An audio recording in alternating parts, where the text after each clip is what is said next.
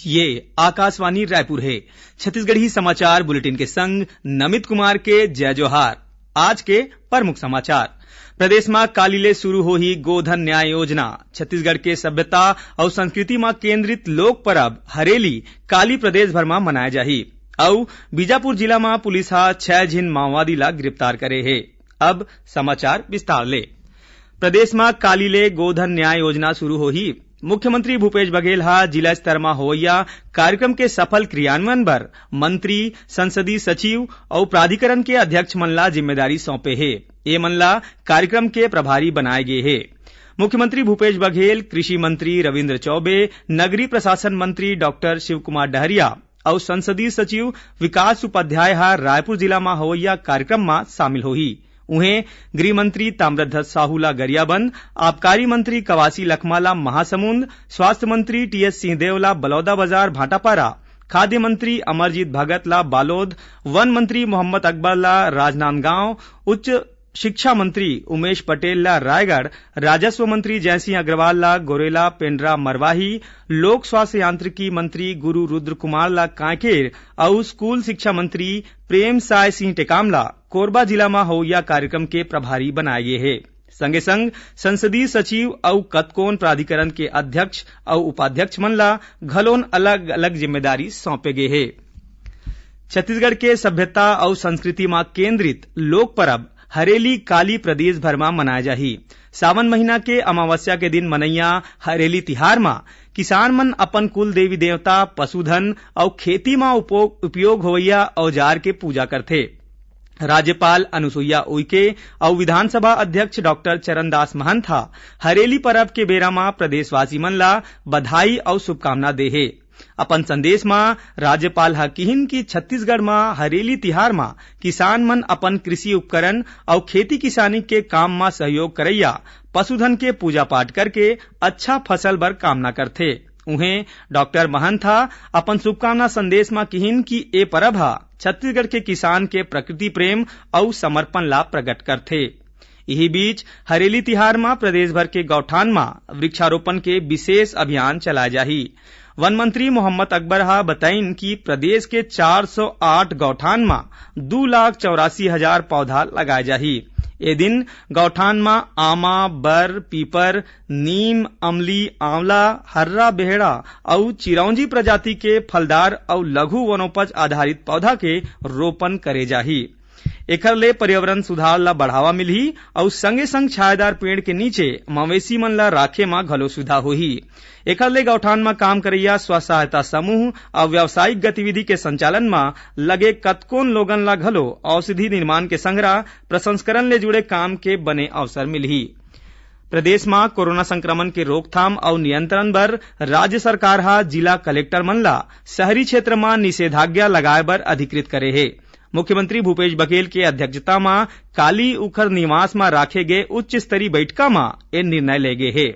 एकर अनुसार कलेक्टर मन स्थानीय परिस्थिति ला देखत महामारी अधिनियम और धारा 144 बर निषेधाज्ञा जारी कर सकही। एकर ले ग्रामीण क्षेत्र ला मुक्त राखे जाही। ये निषेधाज्ञा में कुछ वार्ड और शहर ला शामिल करे जाही।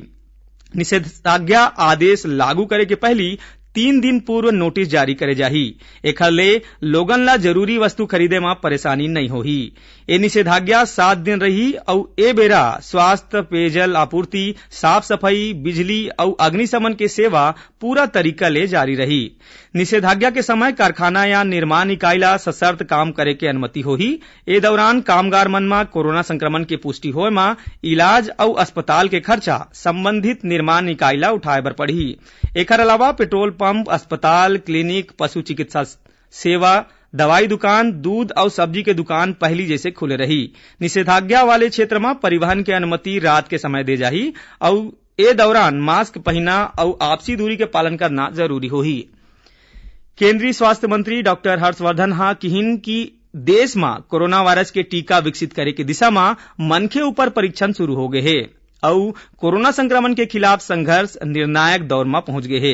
एक ठिन ट्वीट में डॉक्टर हर्षवर्धन किहिन की टीका विकसित करे के प्रयास पाछू कई महीना ले चलत रही से और ए दिशा में सकारात्मक संकेत मिले है।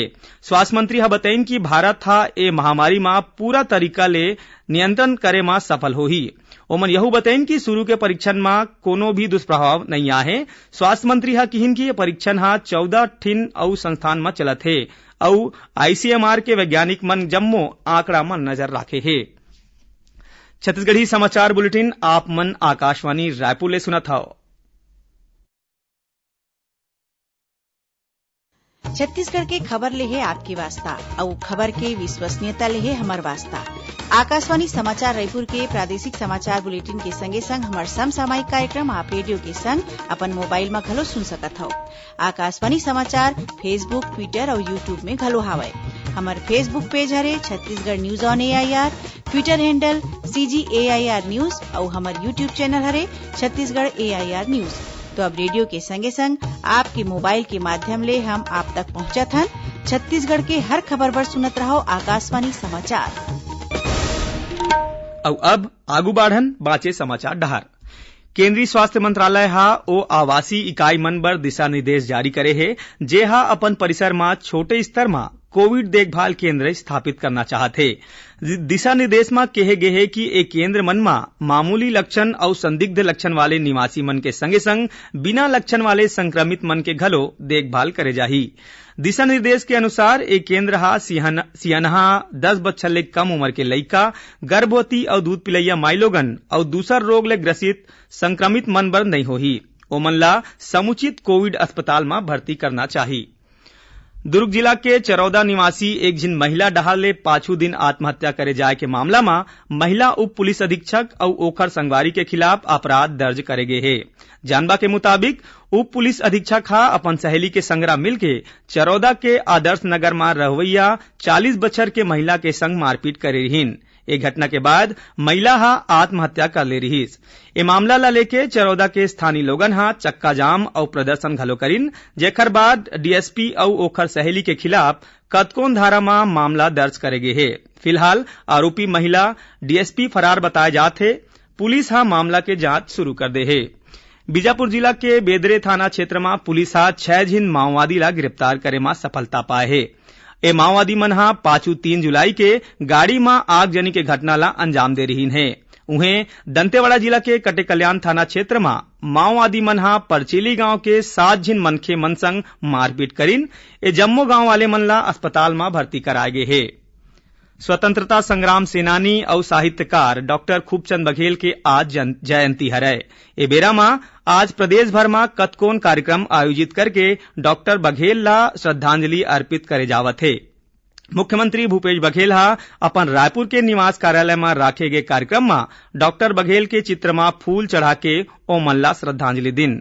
ओमन किहिन कि छत्तीसगढ़ राज्य आंदोलन ला गति दे में डॉक्टर बघेल के निर्णायक भूमिका रहे है।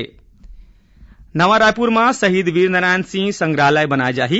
संस्कृति मंत्री अमरजीत भगत ए संग्रहालय के निर्माण बर चयनित जगह के पाछू दिन निरीक्षण करीन। नवा रायपुर स्थित आदिम जाति अनुसंधान और प्रशिक्षण संस्थान और ट्राइबल म्यूजियम के आगू लगभग 10 एकड़ क्षेत्र में ए संग्रहालय के निर्माण करे जाही। यहाँ शहीद वीर नारायण सिंह के स्वतंत्रता संग्राम में दे गए उखर योगदान के संग्रह उखर संपूर्ण जीवन वृत्त के चित्रण करे जाही। उन्हें रायपुर के आदिम जाति अनुसंधान और प्रशिक्षण संस्थान के संग्रहालय में आदिवासी समुदाय के कला संस्कृति और जनजीवन ले जुड़े सामग्री के झलक देखेला मिली। आखिर में प्रमुख समाचार एक गांव फेर। प्रदेश में काली ले शुरू होही गोधन न्याय योजना। छत्तीसगढ़ के सभ्यता और संस्कृति में केंद्रित लोक पर्व हरेली काली प्रदेश भर में मनाया जाही और बीजापुर जिला में पुलिस 6 जिन माओवादी ला गिरफ्तार करे है। एकरे संग छत्तीसगढ़ी समाचार बुलेटिन इहे सिरावत है। जय जोहार।